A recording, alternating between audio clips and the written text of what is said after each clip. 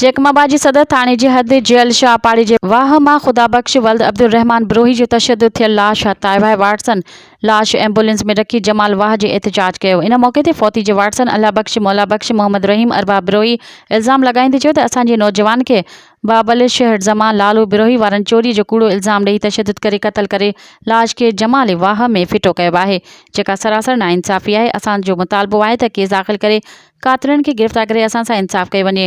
इन हवाले सां इलाइक़े में चोबोल हलंदड़ हुया त भाॻियुनि जी सुजाग थियण ते चोर वाह लिकी वियो, जिते थधि लॻण सबबि फौत थी वियो। पुलिस मूजिबि मर्द जो पोस्टमार्टम कराए बाद में जांच शुरू कई वेंदी।